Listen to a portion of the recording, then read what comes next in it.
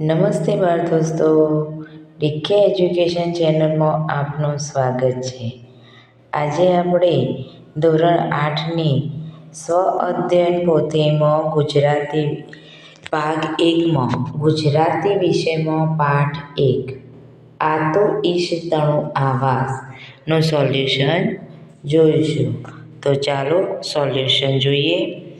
તો પહેલો પ્રશ્ન 1. ઉદાહરણ મુજબ પૂર્વ પ્રત્યય ધરાવતા શબ્દો લખો અને તેનો અર્થ જણાવો. તો પૂર્વ પ્રત્યય ઉદાહરણ આપેલું છે અહીંયા નવનિર્માણ. શબ્દનો અર્થ નવો, નિર્માણ એવું. પૂર્વ પ્રત્યય પ્રતિદિન તો દરેક દિવસ. એ જ રીતે અહીંયા લખ્યું છે કે નવજીવન, નવો જીવન. પ્રતિબિંબ, પડછાયો. પછી છે નવગ્રહ, નવગ્રહો. પ્રતિભાવ તો પ્રતિક્રિયા આપવી. નવદંપતિ તો નવું પરણેલું યુગલ. નવદુર્ગા તો નવદેવીઓ. પ્રતિનિધિ કોઈના વતી કામ કરનાર. પ્રતિકૂળ તો વિરુદ્ધ. હવે પ્રશ્ન 2. શબ્દનો અર્થ ધારી સાચા અર્થ નીચે ખરાની નિશાની કરો. તો અહીં આપણને ઉદાહરણ આપ્યું છે કે પ્રતિપળ તો એનો સાચો અર્થ થાય સંભાળ, પડે પળ. દરેક પળ ના આવે. ભરણ પોષણ, રક્ષણ ના આવે. તો જે સાચું હતું એના નીચે રાઈટ કરવાનું. તો પહેલું છે ઈશ. ઈશ તો એનું થાય માલિક, પરમેશ્વર, ધણી અને ઈશ્વર. બીજું છે આવાસ. તો આવાસ એટલે ઘર, નિવાસસ્થાન, વસવાટ અને ઓરડો. ત્રીજું છે હાસ. તો હાસ્ય અને હસવો તે. ચોથું છે અથરું. તો ઉતાવળું, ચંચળ, અધીરું. પાંચમું છે સહિયારું. તો એનો અર્થ થશે ભેગું, ભાગવાળું, વહેંચ્યું ન હોય તેવું. હવે પ્રશ્ન 3. નીચે વાક્યમાં રેખાંકિત શબ્દને સ્થાને કૌંસમાં આપેલા શબ્દનો ઉપયોગ કરી નવું વાક્ય બનાવો. અહીંયા આપણને ઉદાહરણ આપેલું છે કે નરસિંહ મહેતા એ શ્રી કૃષ્ણને પોતાના સ્વામી કહ્યા છે.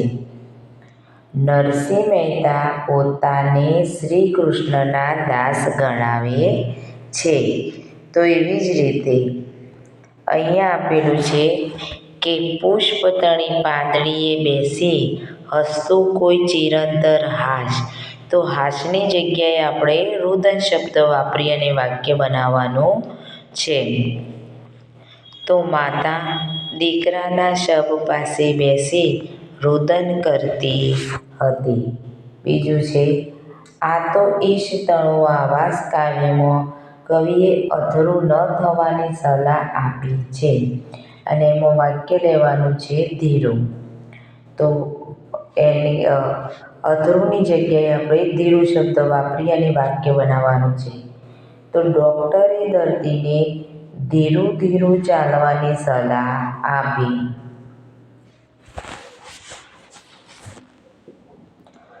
ત્રીજું, સરદાર વલ્લભભાઈ પટેલ અખંડ ભારતના શિલ્પી કહેવાયા. અખંડની જગ્યાએ ખંડિત વાપરી અને વાક્ય બનાવવાનું. તો મંદિરમાં ભગવાનની ખંડિત મૂર્તિ ન રખાય. ચોથું, બાપુના આશ્રમમાં શ્રમયજ્ઞ ચાલતો હોય ત્યારે કોઈ નવરું બેસે નહીં.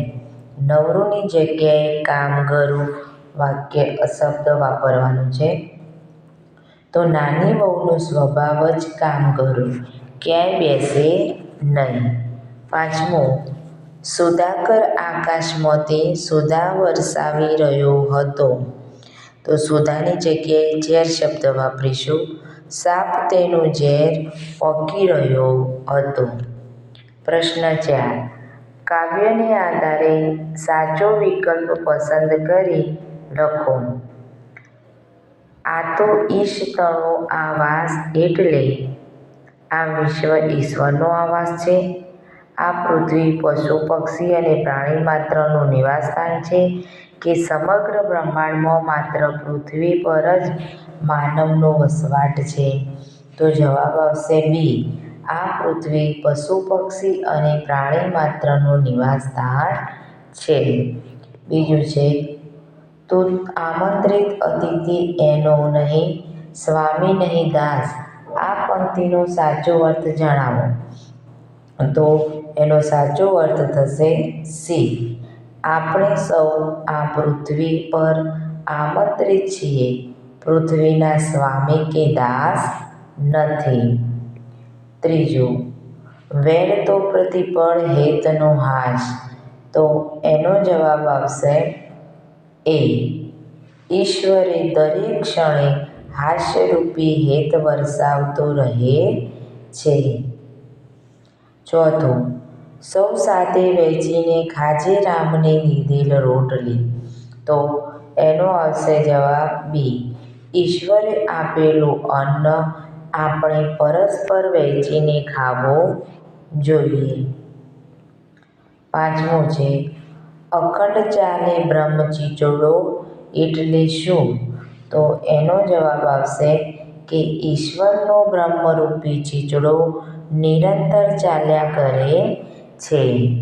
હવે પ્રશ્ન 5. કાવ્યના આધારે આપેલા જવાબ માટે પ્રશ્ન બનાવો અને જવાબ આપવા માટે ઉપયોગમાં લેવાયેલી કાવ્ય પંક્તિ કાવ્યમાંથી શોધીને લખો. તો અહીંયા એક આખી કાવ્ય પંક્તિ આપેલી છે. એમાં જવાબ આપેલો છે, પ્રશ્ન આપણો બનાવવાનો છે. તો જવાબ આપેલો છે કે ધરતીએ લીલી ચાદર ઓઢી છે એટલે ધરતી સુહાગણ લાગે છે. તો એનો પ્રશ્ન બનાવીશું કે ધરતીએ કેવી ચાદર ઓઢી છે અને તે કેવી લાગે છે.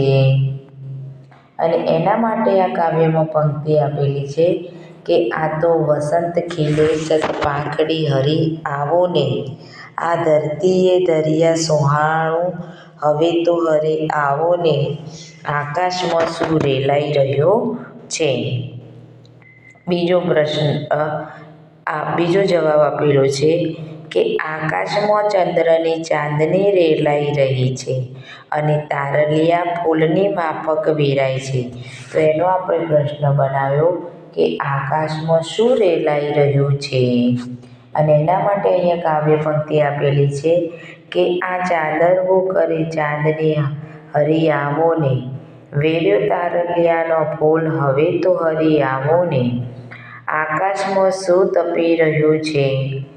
હવે ત્રીજો જવાબ આપેલો છે કે આકાશમાં મયંકરૂપી મણિ તપી રહ્યો છે. તો એનો જવાબ આવશે કે પ્રશ્ન બનશે આકાશમાં શું તપી રહ્યું છે. અને એના માટે કાવ્ય પંક્તિ છે કે આ માથે મયંકનો મણિ તપે હરી આવો ને. એવા આવો જીવન મણિમાં હવે તો હરી આવો ને. ચોથાનો જવાબ આપેલો છે કે તલાવડી ચાંદનીથી ભરેલી છે અને એની પાળ ફૂલોથી વધેલી છે. તો એના માટે આપણે પ્રશ્ન બનાવ્યો છે અહીંયા તલાવડી શાનાથી ભરેલી છે અને તેની પાળ શાની બાંધેલી છે. હવે એની કાવ્ય પંક્તિ છે આ ચાંદની ભરી છે તલાવડી હરી આવો ને. ફૂલડીએ બાંધી પાજ હવે તો હરી આવો ને. પાંચમું છે એનો જવાબ આપેલો છે કે કવિએ હૈયાના ભાવને જળમાં ઉગડેલા પોયણા સાથે સરખાવ્યા છે. તો એના માટે આપણે પ્રશ્ન બનાવીશું કે કવિ હૈયાના ભાવને કોની સાથે સરખાવ્યા છે. એની કાવ્ય પંક્તિ છે મારા કાળજ કેરી કુંજમાં હરી આવો ને. મારા આત્મ સરોવર ઘાટ હવે તો હરી આવો ને. પ્રશ્ન 6. પ્રશ્નોના ઉત્તર આપો. પહેલો પ્રશ્ન છે, કવિએ માનવીને આમંત્રિત અતિથિ શા માટે કહ્યો હશે? તો જવાબ, કવિએ માનવીને આમંત્રિત અતિથિ કહ્યો છે. માનવ અહીં પૃથ્વી પર કોઈનો સ્વામી કે દાસ નથી. તેણે તો મહેમાનની જેમ આ પૃથ્વી પરથી આવીને ચાલ્યા જવાનું છે. આથી કવિએ માનવીને આમંત્રિત અતિથિ કહ્યો છે. બીજો પ્રશ્ન, આ કાવ્યનો મુખ્ય સંદેશ જણાવો. આ કાવ્યનો મુખ્ય સંદેશ એ છે કે આપણી આસપાસની દરેક વસ્તુ, દરેક જીવ અને સમગ્ર સૃષ્ટિમાં ઈશ્વરનો વાસ છે.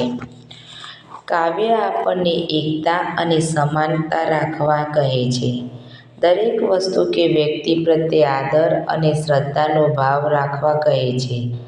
આ કાવ્ય ઈશ્વરની સર્વવ્યાપકતામાં જોવાનો સંદેશ આપે છે. હવે પ્રશ્ન 8. ઈશ્વરનું ઘર કેવું હશે? તમારી કલ્પના મુજબનું ચિત્ર દોરો. તો અહીંયા મેં ચિત્ર દોરેલું છે. તમે દોરેલા કલ્પના ચિત્રનું વર્ણન કરો. આ ચિત્ર દોરેલું છે. તો મેં ઈશ્વરના ઘરની કલ્પના કરી તે આ મુજબ છે. ઈશ્વરનું ઘર નદી કિનારાની બાજુમાં આવેલું હશે. તેની પાછળના ભાગમાં પહાડો હશે. પહાડ ઉપર ઘટાદાર વૃક્ષો ઉગેલા છે. સવાર સોજ આ વૃક્ષ પર પંખીઓનો કલરવ સાંભળવા મળે છે. મકાનમાં પણ ખૂબ સુવિધાઓ ઉપલબ્ધ હશે. તેમાં ઘણા બધા ઓરડા આવેલા હશે. આગળના ભાગમાં સુંદર બગીચો હશે. આ કલ્પનાનું ઘર છે. હવે પ્રશ્ન 10. ઈશ્વર વિષયક અન્ય કાવ્ય મેળવીને લખો. તો અહીંયા લખ્યું છે કે હે ઈશ્વર, તારું નામ છે સુંદર, તારાથી જ છે આ સૃષ્ટિનું નિર્માણ. કણ કણમાં તારો વાસ, તારાથી જ છે જીવનનો આભાસ. તું જ ચંદ્ર, તું જ સૂર્ય, તું જ તારા અને તું જ સમંદર. પશુ પંખી માનવજાત, સૌમાં તારી જ તો વાત. મંદિર મસ્જિદ ગુરુદ્વાર, સૌમાં તું જ છે નિરાકાર. ભક્તજનોના તું આધાર, દુઃખ હરી દે, દે સુખ અપાર. હે પ્રભુ, તારી લીલા અપરંપાર, શ્રદ્ધાથી ભરી દે આ સંસાર.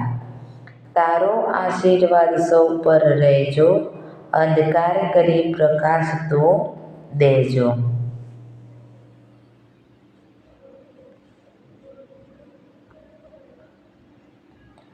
તમારી શાળામાં ગવાતી પ્રાર્થનાઓની એક એક પંક્તિ લખો. તો પહેલી અહીંયા લખેલી છે કે જીવન અંજલિ થાજો મારું, જીવન અંજલિ થાજો. બીજી, મૈત્રી ભાવનું પવિત્ર ઝરણું મુજ હૈયામાં વહ્યા કરે. ત્રીજું, इतनी शक्ति हमें देना दाता, मन का विश्वास कमजोर होना. ત્રીજું, सुबह सवेरे लेके तेरा नाम, प्रभु करते हैं हम शुरू आज का काम. પાંચમું, મંદિર તારું વિશ્વ રૂપાળું, સુંદર સર્જનહારા રે. છઠ્ઠી, મંગલ મંદિર ખોલો દયામય, મંગલ મંદિર ખોલો. બાળ દોસ્તો, અહીંયા તમે તમારી શાળામાં ગવાતી પ્રાર્થનાઓ પણ ગાઈ શકો છો. જો વિડીયો પસંદ આવ્યો હોય તો એને સબસ્ક્રાઈબ કરવાનું અને લાઈક કરવાનું ભૂલતા નહીં. અને તમારા મિત્રો સાથે શેર જરૂરથી કરજો.